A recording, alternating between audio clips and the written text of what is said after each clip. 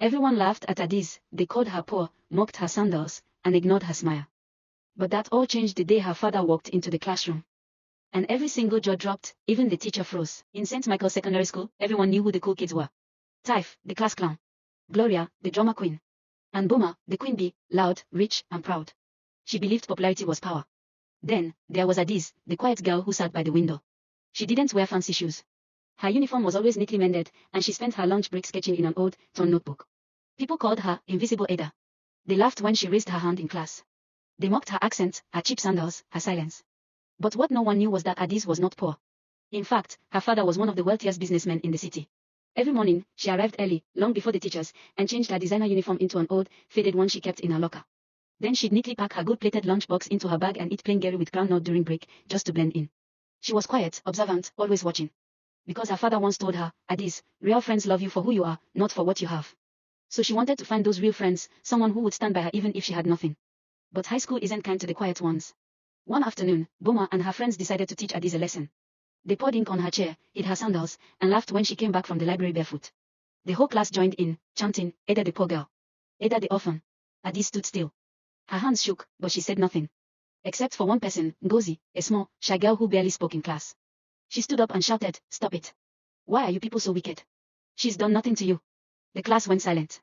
Boma rolled her eyes and said, So now the poor girls are defending each other. A teacher walked in at that moment and saw the whole scene.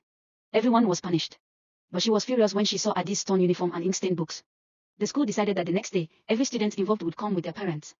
The next morning, the classroom was tense. One by one, parents arrived, some angry, some embarrassed. Boma's mother came first, dripping in gold jewelry. She looked around and hissed, This nonsense girl better not waste my time. Then the door opened again. A black SUV parked outside. 2 security guards stepped out first, then a tall, well-dressed man in a grey abode followed. Everyone froze. The principal rushed out, smiling nervously. Good morning, sir, you're welcome. Boma whispered, Who's that? The governor. Then the man turned and smiled. I'm Adiz's father. The whole class gasped. Even the teacher blinked twice. Adiz walked in quietly behind him, this time wearing her real uniform, perfectly tailored, with polished black shoes and a gold school badge. You could hear a pin drop. The principal asked, Adiz, is this your father? She nodded gently. Her father looked around and said, My daughter came here to learn, not to impress. I told her to hide who she was because I wanted her to find truth. But I see now, she found both truth and pain. He turned to Ngozi, the only girl who stood up for Adiz. Young lady, what's your name? Ngozi, sir. He smiled and said, Ngozi, you defended my daughter when everyone mocked her. From today, your education, from now till university, is my responsibility. Ngozi burst into tears. Boma and her friends stood frozen, their faces pale with shame. Adiz looked at them and said softly, I never wanted to embarrass anyone. I just wanted to know who would like me for me. She turned to Ngozi and smiled.